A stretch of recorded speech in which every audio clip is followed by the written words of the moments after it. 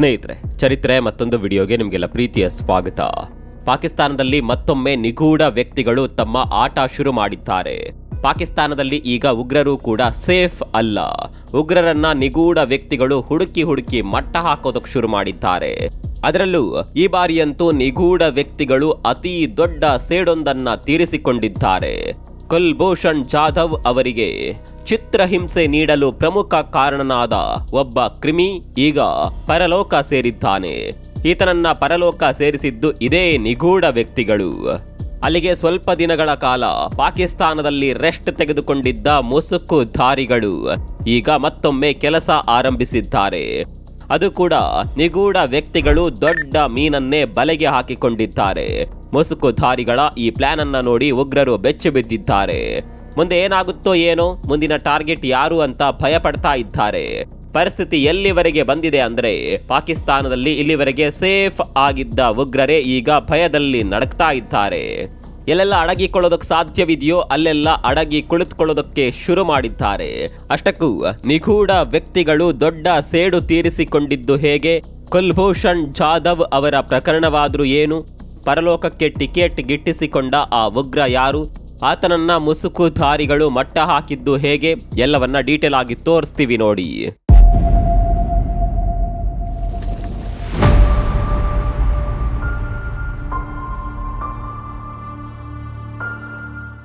ಸ್ನೇಹಿತರೆ, ಕಳೆದ 2 ವರ್ಷದಲ್ಲಿ ಪಾಕಿಸ್ತಾನದಲ್ಲಿ ಸೈಲೆಂಟ್ ಆಗಿ ಒಂದು ಕೆಲಸ ನಡೀತಾ ಇದೆ. ಆ ಕೆಲಸ ಏನು ಅನ್ನೋದು ನಿಮ್ಗೆಲ್ಲ ಗೊತ್ತಿರಬಹುದು. ಯಾರೋ ನಿಗೂಢ ವ್ಯಕ್ತಿಗಳು ಬರೋದು, ಭಾರತಕ್ಕೆ ಬೇಕಾಗಿದ್ದ ಪಾಪಿ ಉಗ್ರರನ್ನ ಕೊಂದು ಹೋಗೋದು. ಹೀಗೆ ಪಾಕಿಸ್ತಾನದಲ್ಲಿ ನಿಗೂಢ ಹತ್ಯೆಗಳ ಸರಣಿಯೇ ನಡೆದಿದೆ. ಭಾರತಕ್ಕೆ ಬೇಕಾಗಿದ್ದ ಮೋಸ್ಟ್ ವಾಂಟೆಡ್ ವಿಕೆಟ್ಗಳು ಒಂದರ ಮೇಲೆ ಒಂದು ಬೀಳ್ತಾ ಹೋಗ್ತಾ ಇವೆ. ಇದೀಗ ಪಾಕಿಸ್ತಾನದಿಂದ ಮತ್ತೊಂದು ಬ್ರೇಕಿಂಗ್ ನ್ಯೂಸ್ ಬಂದಿದೆ. ಈ ಬಾರಿ ನಿಗೂಢ ವ್ಯಕ್ತಿಗಳು ಭಾರತಕ್ಕೆ ಬೇಕಾಗಿದ್ದ ಬಹುದೊಡ್ಡ ವಿಕೆಟ್ಗೆ ಬಲೆ ಬೀಸಿದ್ದಾರೆ.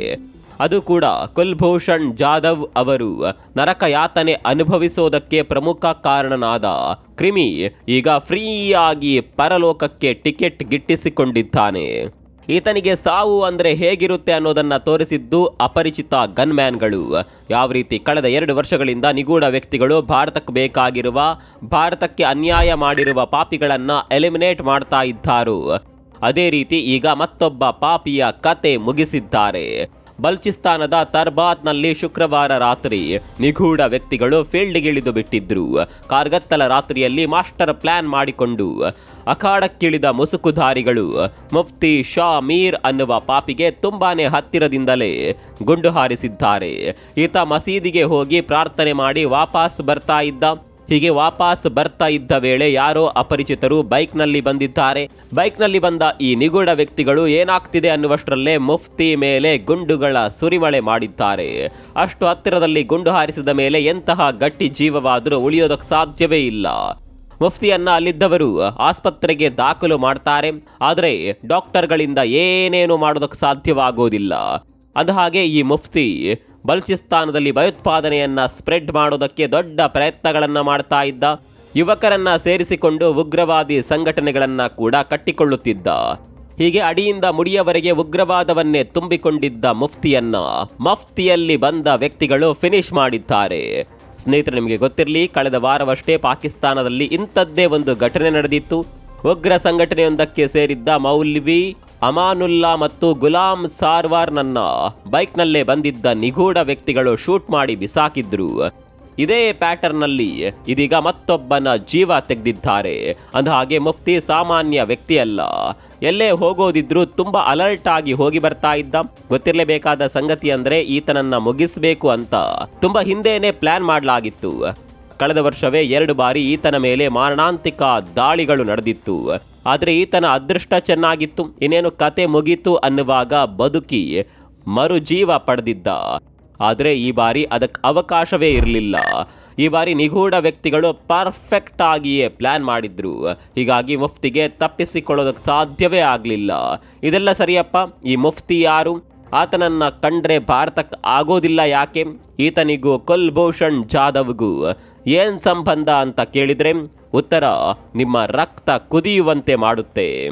ಈ ಕತೆ ಹೇಳೋದಕ್ಕಿಂತ ಮೊದಲು ಕುಲ್ಭೂಷಣ್ ಜಾಧವ್ ಅಂದ್ರೆ ಯಾರು ಅನ್ನುವ ಬಗ್ಗೆ ಹೇಳ್ತೀವಿ. ಕುಲ್ಭೂಷಣ್ ಜಾಧವ್ ಭಾರತದ ನೌಕಾಪಡೆಯಲ್ಲಿ ಸೇವೆ ಸಲ್ಲಿಸಿದ ವೀರ ಯೋಧ.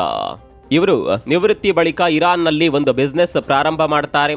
ಹೀಗೆ ಇರಾನ್ನಲ್ಲಿ ಬಿಸ್ನೆಸ್ ಮಾಡ್ತಾ ಇದ್ದ ಕುಲ್ಭೂಷಣ್ ಜಾಧವ್ ಅವರನ್ನ ಪಾಕಿಸ್ತಾನದ ISI ಇರಾನ್ನಿಂದ ಕಿಡ್ನಾಪ್ ಮಾಡುತ್ತೆ. ಅಂದು ಕುಲ್ಭೂಷಣ್ ಜಾಧವ್ ಅವರನ್ನ ಕಿಡ್ನಾಪ್ ಮಾಡೋದಕ್ಕೆ ISIಗೆ ಪ್ರಮುಖ ಸಹಾಯ ಮಾಡಿದವರಲ್ಲಿ ಈಗ ಪರಲೋಕ ಸೇರಿರುವ ಮುಫ್ತಿ ಕೂಡ ಒಬ್ಬ.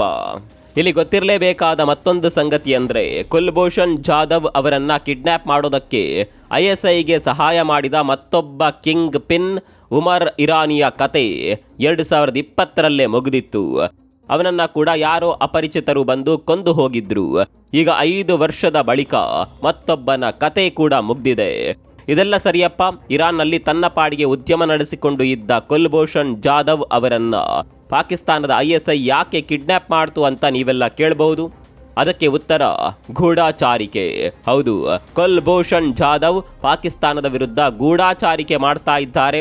ಅವರು ಬಲೂಚಿಸ್ತಾನಕ್ಕೆ ಬಂದು ಪಾಕ್ ವಿರುದ್ಧ ಸ್ಪೈ ಮಾಡ್ತಾ ಇದ್ರು ಅನ್ನುವ ಆರೋಪವನ್ನ ಪಾಕಿಸ್ತಾನ ಮಾಡಿದೆ. ನಾನು ಈಗ ಭಾರತೀಯ ಆರ್ಮಿಯಲ್ಲಿ ಕೆಲಸ ಮಾಡ್ತಾ ಇಲ್ಲ, ನನ್ನ ಪಾಡಿಗೆ ನಾನು ಉದ್ಯಮ ಮಾಡ್ತಾ ಇದ್ದೇನೆ, ನಾನೊಬ್ಬ ಗೂಢಾಚಾರಿ ಅಲ್ಲ ಅಂತ ಹೇಳಿದ್ರು ಪಾಕಿಸ್ತಾನದ ISI ಬಿಡ್ಲೇ ಇಲ್ಲ. ಇರಾನ್ನಿಂದ ಕಿಡ್ನಾಪ್ ಮಾಡಿಕೊಂಡು ಬಂದು ಪಾಕಿಸ್ತಾನದ ಸೇನೆಗೆ ಅವರನ್ನ ಒಪ್ಪಿಸಲಾಗಿತ್ತು.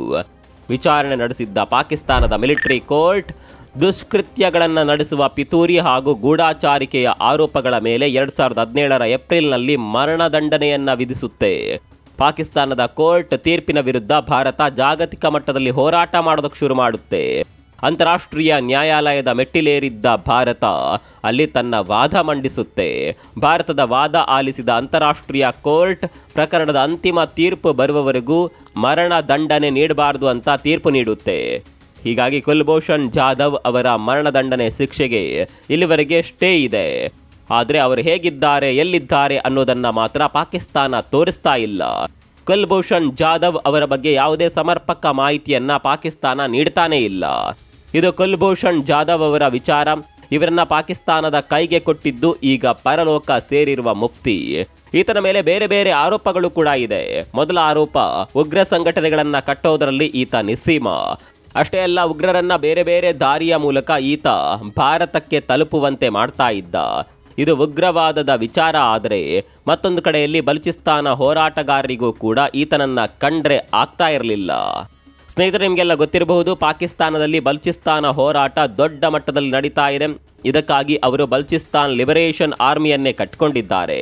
ಹೀಗೆ ಪ್ರತ್ಯೇಕ ಬಲೂಚಿಸ್ತಾನಕ್ಕಾಗಿ ಹೋರಾಟ ಮಾಡಿದವರನ್ನ ಕೂಡ ಈತ ISIಗೆ ಒಪ್ಪಿಸ್ತಾ ಇದ್ದ. ಅದರಲ್ಲೂ ಬಲೂಚಿಸ್ತಾನ ಹೋರಾಟದಲ್ಲಿ ಭಾಗಿಯಾಗ್ತಾ ಇದ್ದ ಯುವಕರನ್ನೇ ಟಾರ್ಗೆಟ್ ಮಾಡಿ ISIಗೆ ನೀಡ್ತಾ ಇದ್ದ. ಈತ ಮಾಡಿದ ಪಿತೂರಿಗೆ ಅದೆಷ್ಟೋ ಬಲೂಚಿಸ್ತಾನ ಹೋರಾಟಗಾರರು ಬಲಿಯಾಗಿದ್ದಾರೆ. ಇದೇ ಕಾರಣಕ್ಕಾಗಿ ಈತನನ್ನ ಕಂಡ್ರೆ ಬಲೂಚಿಸ್ತಾನ ಹೋರಾಟಗಾರರಿಗೆ ಆಗ್ತಾ ಇರಲಿಲ್ಲ. ಹೀಗೆ ಈತ ಹಲವರ ವಿರೋಧವನ್ನ ಕಟ್ಕೊಂಡಿದ್ದ. ಇದೀಗ ಮಾಡಬಾರದ ಕೆಲಸಗಳನ್ನ ಮಾಡ್ತಾ ಇದ್ದ ಈ ಖತರ್ನಾಕ್ ಆಸಾಮಿ ತಾನು ಎಲ್ಲಿ ಸೇರಬೇಕೋ ಅಲ್ಲಿ ಸೇರಿಬಿಟ್ಟಿದ್ದಾನೆ. ಇಲ್ಲಿ ಈತನನ್ನ ಕೊಂದ ಆ ನಿಗೂಢ ವ್ಯಕ್ತಿಗಳು ಯಾರು ಅನ್ನುವ ಪ್ರಶ್ನೆಗಳು ಕೂಡ ಹುಟ್ಕೊಂಡಿದೆ. ಕೆಲವರು ಭಾರತಕ್ಕೆ ಸಪೋರ್ಟ್ ಮಾಡುವ ನಿಗೂಢ ವ್ಯಕ್ತಿಗಳೇ ಈ ಪ್ಲಾನ್ ಮಾಡಿರೋದು ಅಂತ ಹೇಳ್ತಾ ಇದ್ರೆ, ಇನ್ನು ಕೆಲವರು ISIಯೇ ಈತನ ಕತೆ ಮುಗಿಸಿದೆ ಅಂತ ಹೇಳ್ತಾ ಇದ್ದಾರೆ. ಅರೆ, ISIಗೆ ಸಹಾಯ ಮಾಡಿದವನನ್ನೇ ಯಾಕೆ ಕೊಲ್ತಾರೆ ಅಂತ ಕೇಳಿದ್ರೆ ಉತ್ತರ ಆಂತರಿಕ ಸಂಘರ್ಷ. ಇದೇ ಆಂತರಿಕ ಸಂಘರ್ಷಕ್ಕೆ ಈಗ ಮುಫ್ತಿ ಮೀರ್ ಬಲಿಯಾಗಿದ್ದಾನೆ ಅನ್ನುವ ಸುದ್ದಿಗಳು ಕೇಳಿ ಬರ್ತಾ ಇದೆ. ಅದೇನೇ ಇರಲಿ, ಉಪ್ಪು ತಿಂದ ಮೇಲೆ ನೀರು ಕುಡಿಲೇಬೇಕಲ್ವಾ? ಈತ ಮಾಡಿದ ತಪ್ಪುಗಳಿಗೆ ನಿಗೂಢ ವ್ಯಕ್ತಿಗಳು ಸರಿಯಾಗಿಯೇ ಶಿಕ್ಷೆ ಕೊಟ್ಟಿದ್ದಾರೆ. ಈ ಮೂಲಕ ಮುಂದೆ ಈ ರೀತಿ ಮಾಡುವವರು 1000 ಸಲ ಯೋಚನೆ ಮಾಡುವಂತೆ ಮಾಡಿದ್ದಾರೆ. ನಿಮ್ಮ ಪ್ರಕಾರ ಆ ನಿಗೂಢ ವ್ಯಕ್ತಿಗಳು ಯಾರಿರಬಹುದು? ಕಾಮೆಂಟ್ ಮಾಡಿ.